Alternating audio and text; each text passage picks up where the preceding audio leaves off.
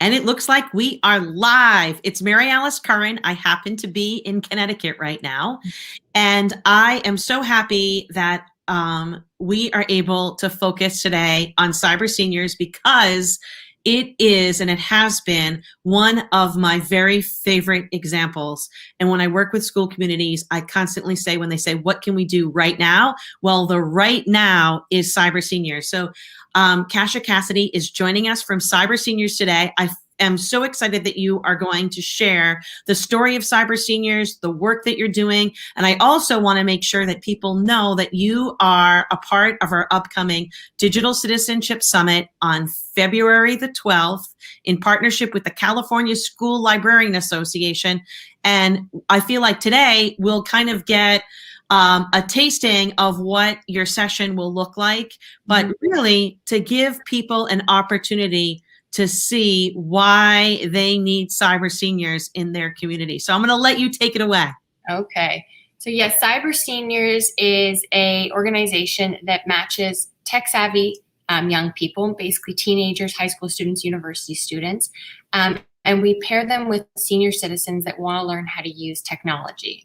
That's everything from, how do I start using my iPhone, my computer, my tablet, to how do I Zoom, how do I make a website.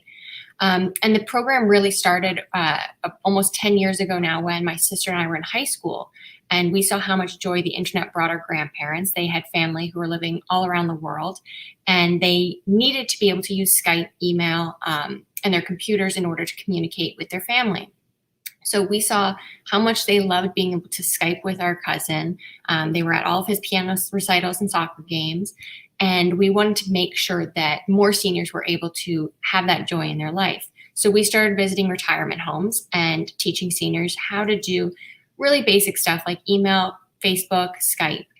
And that continued on for 10 years. And we had cyber seniors clubs all throughout North America.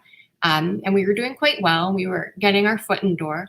But when the pandemic hit, it completely shifted our organization because we could no longer go into the libraries, the community centers, and most importantly, the retirement homes we were working out of. So we went completely digital with the main focus of how do we keep seniors inside and safe. So we were showing them how to, join their Zoom parties with their families, how to get groceries, how to get their medication online. Basically anything that we could do to keep them at home, safe and healthy. All the essentials. Exactly. It went from, a fun activity for them to learn to really, these are your basic essentials that you need to get through this pandemic. And since we are still in the pandemic, we're still going strong. We're still teaching them so much stuff, but we're completely digital now. So we have mentors. That's who we call our young volunteers. We have, hundreds of them coming from all over North America. And beyond, actually, because we have some people who are in school organizations and they find out about us, but they're not able to make it back to North America right now due to the pandemic. So we have people in Europe and India and parts of Asia that are just still joining us and at very different time zones, but because they're part of a school organization and they're able to do it because it's all virtual. And we do webinars every single day. So we do tech webinars. So we teach seniors everything from the basics like Zoom, but we also take their suggestions and they have a lot of them. So we've taught them stuff like even TikTok. They were like, listen, my grandkids are on TikTok and I need to understand what is going on. So we showed them. That's awesome. Yeah. We are very much open to what they ask us to do. If they want to learn something, we show them. Every once in a while, I have to jump on one because now the seniors are learning more stuff than I know. So I'm like a little bit behind now. I'm like, oh gosh, I need to catch up to what they're learning because I can no longer answer some of their questions. Is there going to be a TikTok challenge? Because I remember I must have shown your documentary from, I don't know how long ago that documentary was, but I've shown it thousands of times to school communities literally around the world. And it's always like a reminder that like learning is a lifelong adventure, right? It's a two-way Main Street. We should never feel like we've got to the end of, like, we made it to the finish line. I always want my learning curve to be in a curved position. And so that idea of being able to learn side by side is so important. But when we get to the cricket part, I can't tell you, I still laugh. It still brings me such great joy. But I look at that and I remember that original documentary. Mhm. And I know that that was a Facebook challenge. Is there going to be a TikTok challenge perhaps? Because that sounds fun. We have tried to. It's a little harder because we're not really in their homes. When we were doing as a YouTube challenge, and when we were there, we were able to film and edit with them. So it's a little bit easier. It was the YouTube challenge. They were looking for more likes. Exactly. I think was the expression. Exactly. They were sharing it on Facebook so that their kids and their grandkids would share it, so they would get more hits and likes. But yeah, I'm hoping to. But right now we actually just started. Part of our program was really tech focused, but then we realized that the seniors, this is also their social hour. This is something that they can kind of jump onto, and a lot of them have created friendships from different parts of North America. So we actually created more social interactive courses. So we have like trivia nights now. We have a drama club, a book club. And we also we're starting a photography club. And we are trying to figure out how to teach video editing so that anybody who wants to kind of create video, any kind of video and upload them to the internet, they'll be able to. We're still trying to figure out the best way and the best program, because we also want it to be free. We don't want anybody to have to pay like some of the prices for editing software, but hopefully we'll get that off the ground soon so that we'll have some competitions again. I love it. Well, I know at that end of that documentary, it's so true that the sentence was, everybody needs a purpose when they get up in the morning. And that's what Cyber Seniors really provides, and continue. I mean, back when the documentary was made, but continues in a really meaningful way right now. Mm-hmm. I know from a student perspective, students can get some like volunteer hours from you. Like, will you share like the value of a student saying, I want to be a mentor? Mm-hmm. So we have a few different opportunities for young people to join us, and we call them mentors. And basically we provide our webinars, which is our tech webinars, and we also provide one-on-one support to seniors. So through our secure calling system, you call a senior and you help them with a tech problem that they have, and you pre-select what it is, so you know the time, the date, and the gist of what they need help with. So it's anything from like Barbara needs help with setting Zoom up on her iPad. So you go into that call, you know what Barbara needs help with, and you help walk her through all of the beginning steps, the middle steps, whatever level she's at, you kind of fill in the gaps and help her get that way. And for those kind of appointments, we found that a lot of seniors and a lot of mentors have created these bonds, and they have repeat lessons. So they're still meeting once a week, just in a virtual sense. And they're walking through different types of tasks. Barbara may have wanted to start on Zoom, but now she realizes that she can actually accomplish so much more with the help of her mentors. So she's getting into more tech stuff, and she's learning more and more as she goes. It's like going to the help desk. Exactly. So it's like it's a kind of a perfect virtual world where, they can just drop in quickly and be like, I just need someone to explain to me how my printer connects to my computer, which is a problem that I even face. So it's, it's something so common, and sometimes you need that young person who's just so good at troubleshooting so much quicker. And young people don't realize that because they were born into technology, they had this ability to troubleshoot so much quicker than other people. Even me, I'm about 10 years older than them, and I can still see how much quicker they are with technology than I am.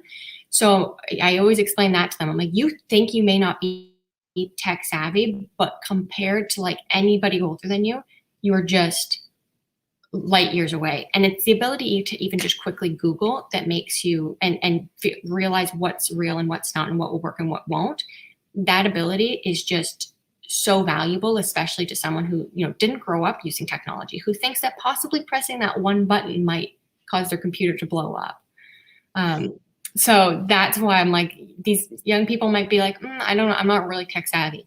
I'm not tech savvy at all, and yet I'm able to help any senior. All you need to be is patient and nice, just kind of kind with them, especially when they make a mistake and you have to repeat yourself a few times. That's all it really takes. And right now too, about that socialization, since we are stuck at home, you Mm-hmm. know, to be able to have someone to make um, just the socialization. I want you to know we have a comment from Scotland that's watching, listening in from Scotland. This is Michael Sinclair. So hello, Michael. While engaged in software development course, paired programming and reach out socially is so important. It's so true, that social component that you feel like we're all in this together, but there's a lifeline. There's somebody else on that other part of the screen. It brings back the human component Mm-hmm. about, in my world, for about the importance of digital citizenship. I know you had talked about North America, but is Cyber Senior something that is available around the world in Yeah. other languages? Yeah, we currently have Spanish and French also available, but we are constantly getting new mentors who are bilingual in different languages. So anytime we get a senior who goes, I prefer to speak Cantonese, or I prefer to speak another language, we search our database to see if we have a mentor that's available and willing to help that senior. We promise French, Spanish, and English, but because we do have just this global resource of mentors and seniors, we are trying to be able to help everybody we can. So that's something really exciting that we hope to kind of really push out. But yeah, so that's where we are right now with languages. That's wonderful. And students, they get is it a certificate with the volunteer hours? There's some, yeah, for students that are looking for that need to show that they're involved in some volunteer. Yeah, so depending on your program, you require different levels and different hours. So after 16 hours, you are given a proper certificate from us, but we also constantly count your hours, and we have a great system where we're able to digitally accumulate all your hours. So when you're ready, when you need to kind of show your teacher, your school, whatever you need to do, you can just print off a certificate letter from us to prove that you've done this many hours with us. That's wonderful. Well, I've always said that even before the pandemic, if there was one thing that a school community could do, it's that idea of intergenerational learning. Mm-hmm. So digital citizenship to me has tended to be an expert that comes and talks at you.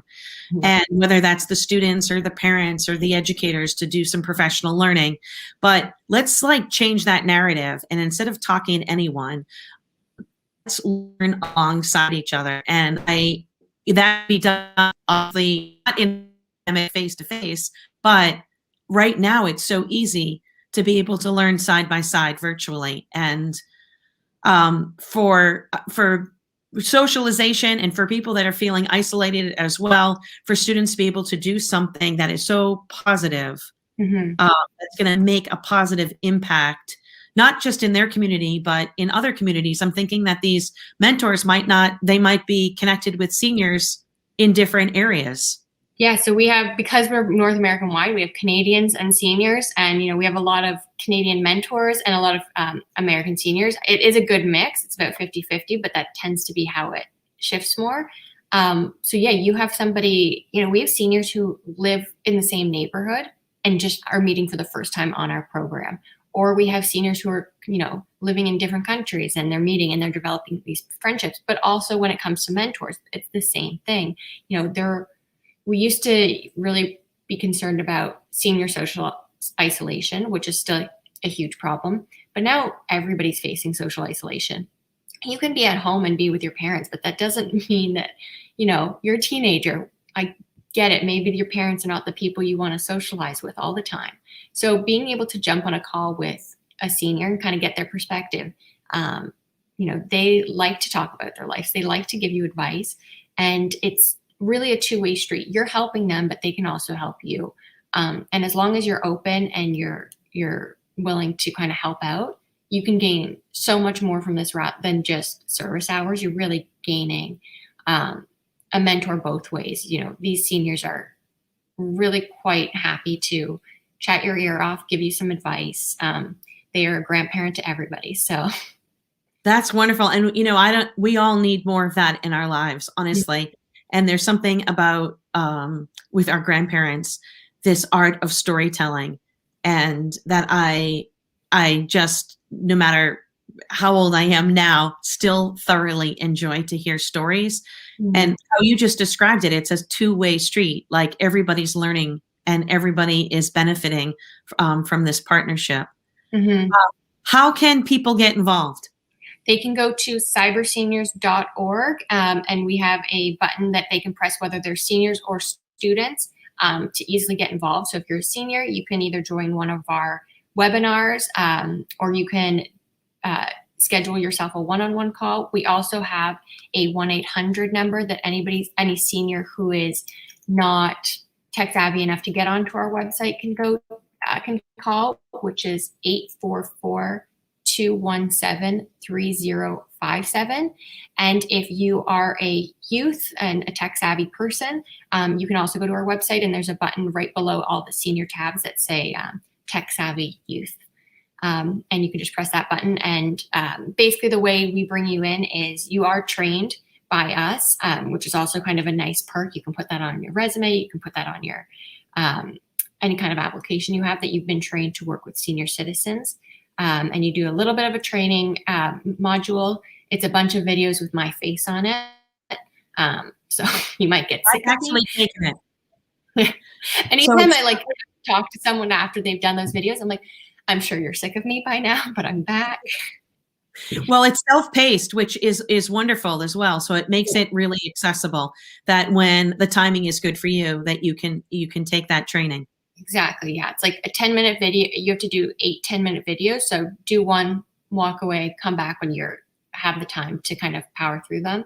And then once you're done those, you're entered into our system. And it is a little bit complicated just since we've gone virtual in the last 8 months. But it's, super secure for both the seniors and the mentors to participate. We do all of our calling through secure platform. And then all of our webinars are monitored by one of our colleagues. So everything is digitally safe as well. Well, I can't wait for your session coming up February 12th for our DigCit Summit. And I know we've got DigCit Summit Latin America happening in March. And I know that we're working on the details on how we can have a Cyber Seniors presentation in Spanish. And that makes me just as excited. And as I continue to do my work, you are the partner that I will continue to always, applaud, put a spotlight, and encourage others to get involved. So thank you so much for joining us today. Thank you very much. Yeah, it's just a pleasure to be able to learn with you. So thanks so much. We'll see you February 12th. Thank you. All right, terrific. Bye.